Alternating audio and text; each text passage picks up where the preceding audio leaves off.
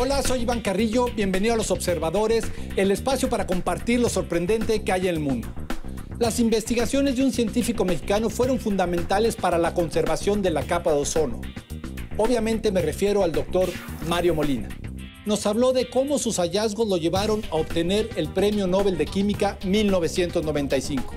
También nos contó algunos pasajes de su infancia y nos habló de la importancia del conocimiento científico en el siglo XXI. Esto es Los Observadores.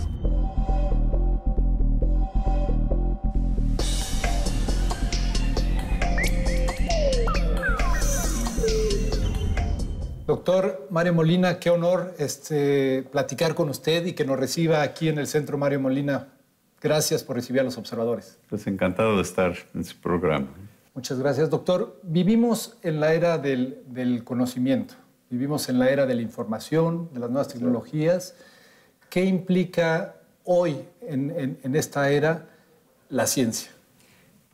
Pues la ciencia evidentemente ha contribuido pues, de una manera clarísima a elevar el nivel de vida pues, de toda la población.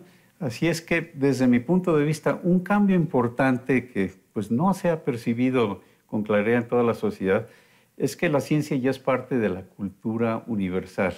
Esto quiere decir pues, que todos los ciudadanos cultos deberían de tener un conocimiento básico de la ciencia. Y a eso me refiero, no a que se memoricen cuestiones científicas, pero que entiendan el método científico. ¿Cómo pensar? ¿Cómo hacer deducciones basadas en la evidencia? Eso es muy importante pues, para la democracia contemporánea. Tener personas que entiendan cómo funciona la manera de pensar. ¿Cuál puede ser un consejo pues, básico, si cabe el término, para que nos acerquemos a esa mirada científica, a ese pensamiento científico? Pues este es todo un tema muy importante, pero yo creo que uno de los aspectos más importantes es un cambio en la educación desde nivel primaria, porque ahora con las nuevas pedagogías se le puede enseñar ciencia a los niños de manera que sea mucho más atractiva de lo que era en el pasado, de memorizarse todo tipo de cosas. Estas pedagogías modernas consisten en que los niños hagan ciencia. Ellos descubren cosas y aprenden, pues, ese método científico de sacar conclusiones basadas en observaciones, en la evidencia. Además, aprenden a trabajar en equipo, etc. Es un cambio muy fuerte en la manera tradicional de enseñar, digamos. Y esto, pues, es un cambio que ya nos venía encima, porque por muchos siglos la educación no había cambiado mucho.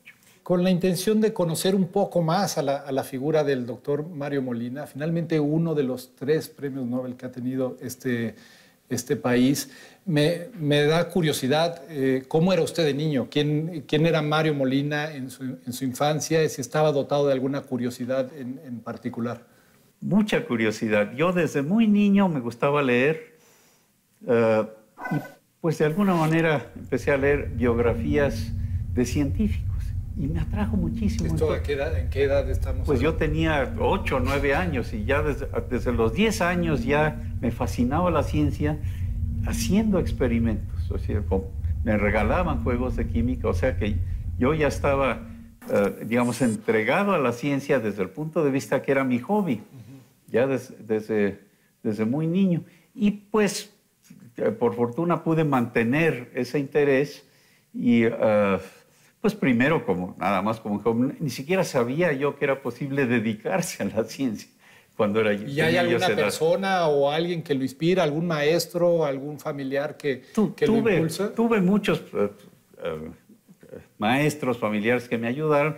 En particular, me acuerdo de muy niño, una hermana de mi papá, una tía que era química, que después de darse cuenta de lo que me gustaba, hacer experimentos, me ayudó a hacer experimentos mucho más sofisticados. Pues yo tenía 11 o 12 años y repetimos los experimentos que se hacían en la universidad, en la carrera de química o de ingeniería química, pues porque sí son accesibles. Entonces yo pude aprender mucho más a esa edad tan temprana y pude mantener pues ese interés. Primero, pues no lo compartía con mis amigos niños porque pues no, lo veían como una cosa de la escuela. Pero claro, poco a poco esto se fue superando por ejemplo, ya al hacer el doctorado, pues ya estaba yo gozando no solo por mi interés personal, sino la colaboración con otros estudiantes científicos. Doctor, sus investigaciones en los clorofluorocarbonos transformaron el comportamiento, terminaron por transformar el comportamiento de la humanidad completa al impedir su uso. ¿Por qué inicia esta investigación? ¿Qué lo lleva? Y explíquenos un poco en qué consistió, por favor. Sí, muy bien. Bueno, el inicio es... quizá empiezo yo desde terminar mi doctorado, que fue en ciencia muy fundamental, en química, pero que no tenía una aplicación directa. Pero después, colaborando con mi colega Sherwood Rowland, yo recién terminado mi doctorado, decidimos de cambiar de especialidad y aprender cómo funciona la atmósfera. Y para eso decidimos escoger un problema, aprender así las propiedades de la atmósfera y sus características, etcétera, escogiendo un problema interesante que fue ¿qué le pasa a estos compuestos industriales? ¿Cuál es el destino? ¿Le estaban siguiendo la pista, digamos? Sabíamos simplemente por investigaciones de colegas que se estaban empezando a acumular en la atmósfera. Y estos compuestos se habían diseñado para ser muy, muy estables, nada tóxicos, porque estaban reemplazando a compuestos tóxicos que se usaban como refrigerantes antes, como el amoníaco, el dióxido de azufre. Y estos tuvieron muchísimo éxito porque los pudo uno respirar, al grado de que encontraron una aplicación como propelentes en latas de aerosol. Claro, pues ahí respira uno de esos gases. En tipos de refrigeración. Los refrigeradores, hubo accidentes cuando se rompían y estaban pues en un cuarto relativamente pequeño. Sí hubo accidentes muy serios por el uso de esos compuestos pues realmente venenosos. Entonces, es por eso que estos compuestos eran mágicos, digamos. Pero por el hecho de ser tan estables, estaban acumulando en la atmósfera. Y lo que hice con mi colega pues fue pensar, a ver si podemos estudiar qué les va a pasar, cuál va a ser su destino, sin que fuera escoger un problema ambiental en aquel entonces. Todavía lo veíamos como un problema científico. Pero claro, cuando nos dimos cuenta de que, dada su estabilidad, se iban a descomponer en la estratosfera, o sea, a mayor altura, 15 kilómetros, 15, 20 kilómetros, que es la segunda capa que tiene la atmósfera, y en esa capa existe una capa de ozono que es muy importante pues, para protegernos de rayos ultravioleta. Fue muy importante para la evolución de la vida, como la para conocemos. Que la gente nos entienda, pues es como un filtro, como un filtro solar que permite la vida, ¿no? Exactamente, porque sin ese filtro, la radiación solar rompe moléculas. Quizá una manera sencilla de entenderlo, la molécula del ácido, del DNA, del ácido desoxirribonucleico, que controla la herencia de lo que estamos hechos, esa molécula se rompe con esos rayos ultravioleta. Entonces, ese filtro es muy importante. La vida evolucionó de manera que se pueden reparar pues esas roturas porque algo de esa radiación penetra, pero si aumenta... Sería imposible sobrevivir. Entre otras cosas, causa cáncer en la piel, en la gente, y muchos trastornos en la ecología. Y pues, regresando al tema de los CFCs, como les llamamos, estos compuestos mágicos, resulta que al descomponerse ya en la estratosfera, concluimos que iban a descomponer parcialmente esta capa protectora de ozono y que era un problema global. Esto quiere decir que no importa en qué país o en qué parte del planeta se emitan estos gases, iban a afectar pues, a la capa. Pero estaban, de hecho, afectando, ¿no? De ahí ya empezaron a afectarlo, pero cuando nosotros nos hicimos esa pregunta, el efecto todavía era, no se podía observar, era mínimo. Así es que fue una hipótesis, pero sí una predicción de que algo importante le iba a pasar a esa capa. Y efectivamente, pues años después se pudo medir claramente cómo estaba siendo afectada y se pudo medir la presencia del llamado agujero de la capa de ozono, muy espectacular. Doctor, ¿cuál fue su reacción, su reflexión hacia el fuero interno cuando se da cuenta que está frente a un problema de estas magnitudes, que cuenta con la herramienta quizá para transformarlo, que era la ciencia, la evidencia, pero quién sabe si con la voluntad del mundo para cambiar. ¿Cuáles eran las reflexiones?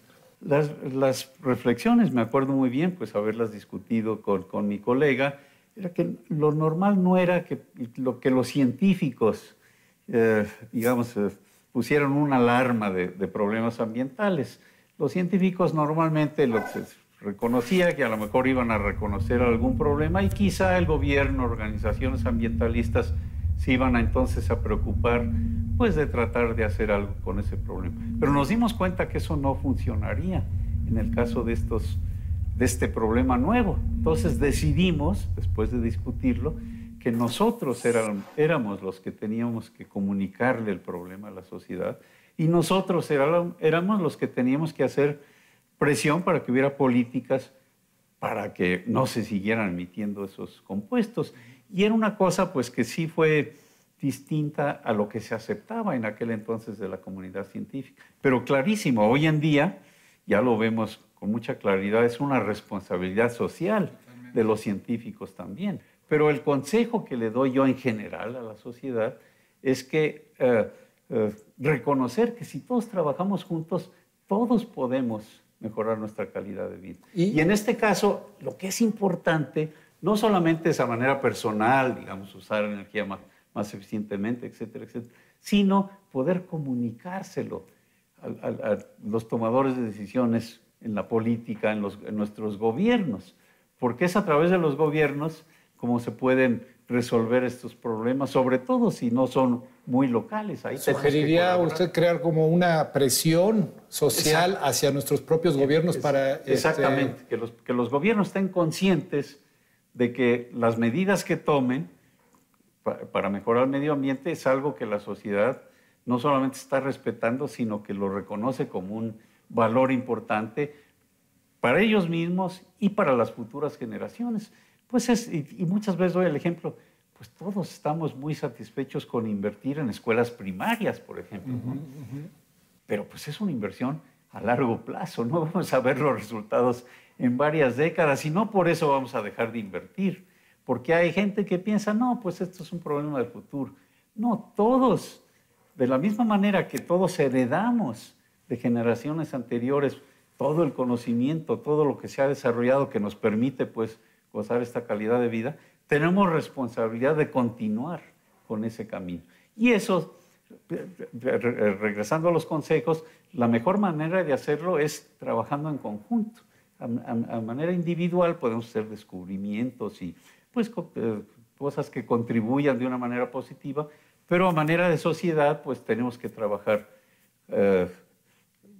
con sociedades y con el gobierno y con el mundo académico, con el mundo empresarial, todos podemos salir ganando, ¿no? Pues ahí está el consejo que nos da el doctor Mario Molina, nuestro Premio Nobel de Química 1995, aquí desde el Centro Mario Molina en la Ciudad de México.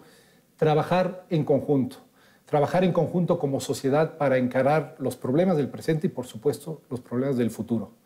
Doctor Mario Molina, yo le agradezco muchísimo que nos haya recibido aquí a los observadores en el Centro Mario Molina. Pues encantado de haber estado con ustedes en su programa.